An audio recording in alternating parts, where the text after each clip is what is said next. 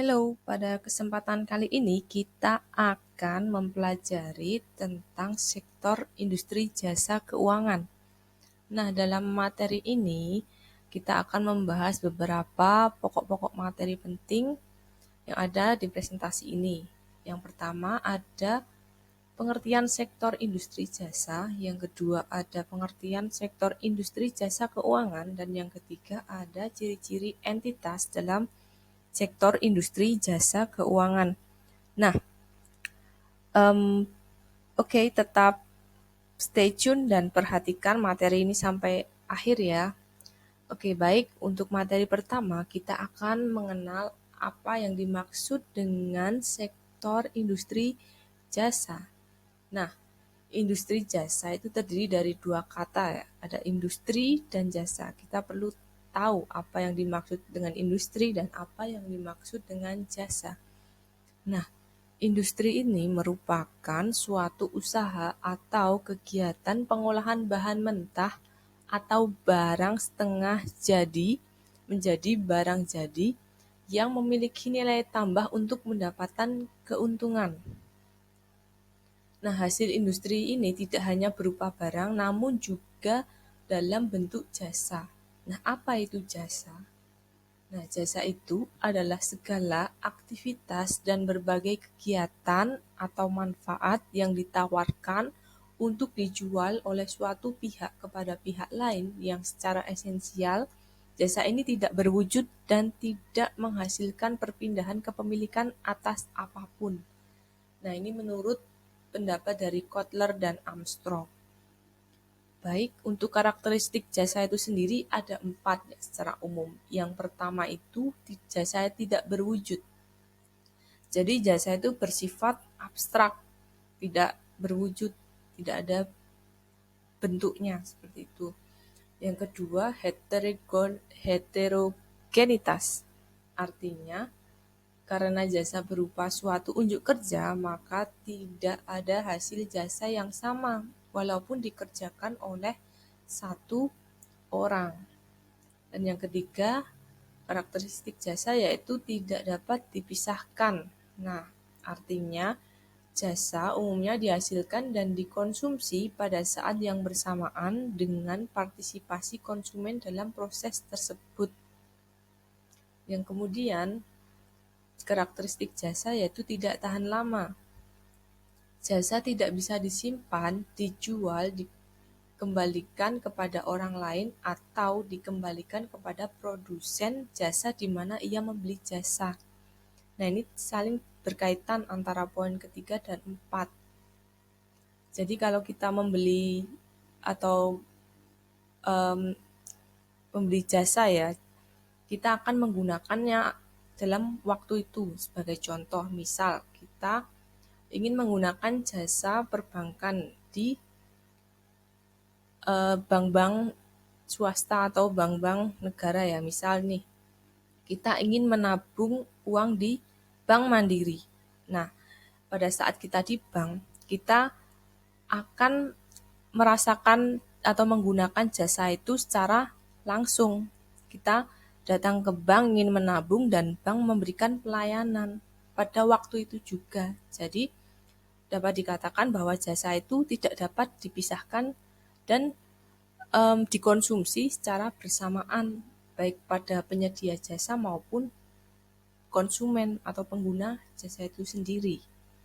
Nah, kemudian untuk contohnya, untuk contoh perusahaan jasa ini kalian bisa cari sendiri di website. Di sini saya juga menyediakan atau menampilkan beberapa contoh ya perusahaan jasa yang ada di Indonesia. Yang pertama itu Indosat Tbk. Nah, ini sebagai server atau dalam bidang industri telekomunikasi. Yang kedua ada Garuda Indonesia, ini adalah jasa transportasi udara. Selanjutnya ada jasa telekomunikasi Indonesia, Telkom. Selanjutnya juga ada jasa marga. Kemudian ada Indika Energi dan ada juga Lipo Karawaci, ada Sumarekon Agung, Ciputra Development dan lain sebagainya yang bisa kalian cari sendiri di website. Nah, selanjutnya apa sih yang dimaksud dengan sektor industri jasa? Jadi, sektor industri jasa itu dikenal juga dengan nama sektor ekonomi tersier. Sektor ekonomi tersier merupakan salah satu dari 3 jenis sektor ekonomi atau industri lainnya. Nah, ketiga sektor ekonomi atau industri tersebut antara lain sebagai berikut. Yang pertama adalah jasa industri primer, yang kedua adalah industri sekunder, dan yang ketiga adalah industri tersier. Dan nanti akan kita bahas satu persatu di slide berikutnya. Oke, yang pertama tentang industri primer. Nah, industri primer ini merupakan industri yang barang-barang produksinya bukan berasal atau bukan hasil olahan atau tanpa diolah terlebih dahulu. Nah, sebagai contoh perkebunan, pertambangan, dan lain-lain. Jadi, industri primer ini adalah industri yang mengambil dari alam. Dan yang kedua, itu industri sekunder. Nah, industri sekunder merupakan industri yang mengolah bahan mentah menjadi barang jadi. Industri sekunder disebut juga dengan manufaktur. Contohnya, industri garmen, industri motor, industri mebel, dan lain sebagainya. Nah, sebagai contoh nih, industri sekunder. Jadi misal di perusahaan mebel. Nah, bahan bakunya itu apa? Atau bahan mentahnya itu apa? Yaitu ada kayu. Nah, kayu kemudian diolah bisa menjadi furniture. Sebagai contoh bisa menjadi almari, bisa menjadi kursi, meja, dan lain sebagainya. Atau contoh lagi di industri motor, misal di Astra TBK ya, perusahaan multinasional yang memproduksi kendaraan bermotor. Nah, dia mengolah barang atau bahan mentah, misal ada logam, ada baja, ada plastik, ada karet dijadikan menjadi satu untuk dibentuk atau dirakit menjadi sepeda motor. Nah, yang selanjutnya ada industri tersier. Industri tersier ini merupakan industri yang produknya berupa jasa. Industri tersier disebut juga dengan industri jasa. Contohnya, perbankan, salon kecantikan, bengkel, lembaga pendidikan, asuransi, dan hotel. Nah, oke, untuk slide selanjutnya kita akan membahas mengenai apa sih sektor industri jasa keuangan. Nah, di sini menurut DFID atau Department for International Development, sektor industri keuangan adalah seluruh perusahaan besar ataupun kecil, lembaga formal dan informal dalam perekonomian yang memberikan pelayanan keuangan kepada konsumen, para pelaku bisnis, dan lembaga-lembaga keuangan lainnya. Nah, untuk fungsi utama dari sektor industri jasa keuangan itu adalah sebagai lembaga perantara keuangan. Nah, apa sih lembaga perantara keuangan?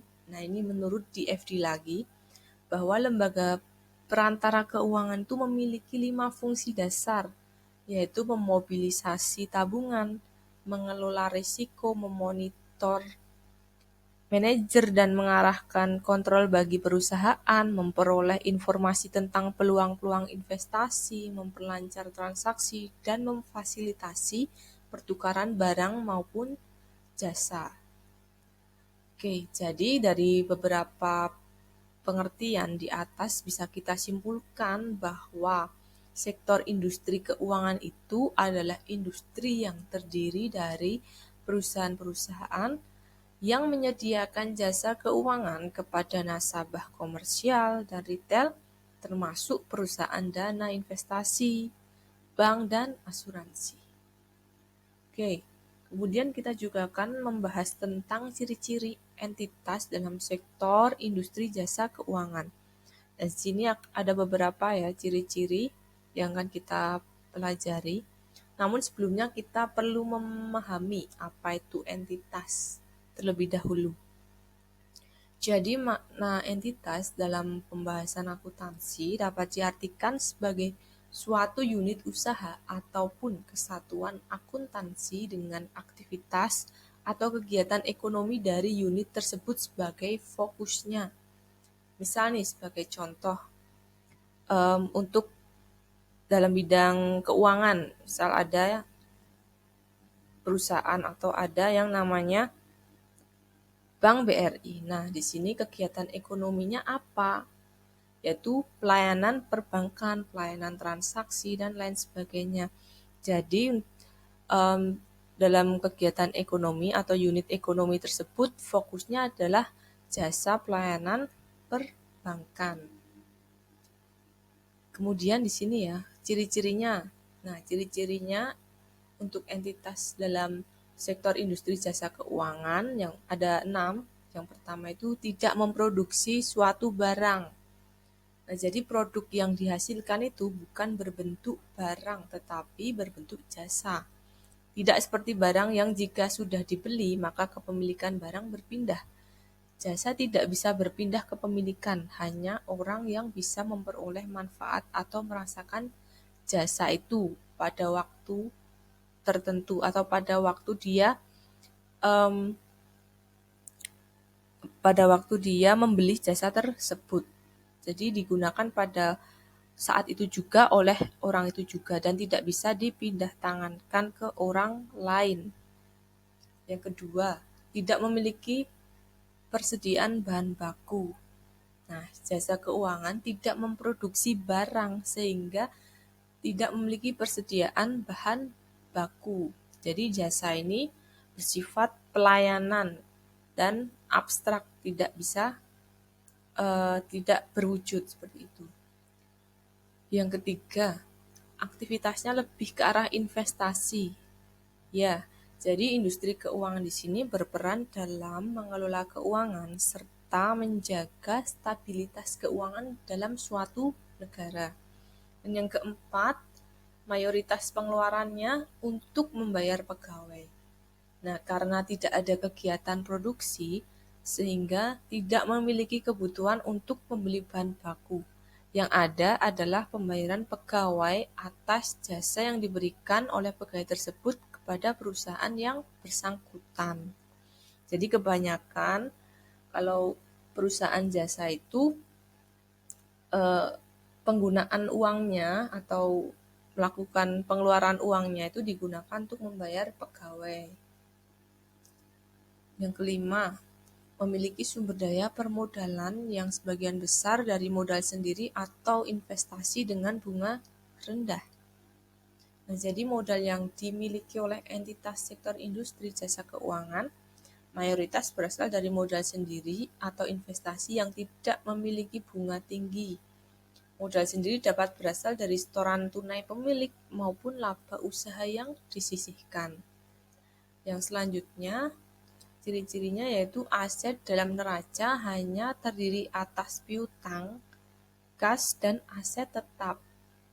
Nah, jadi aktiva dalam neraca perusahaan industri jasa keuangan biasanya terdiri dari kas, piutang, dan aset ataupun aktiva tetap.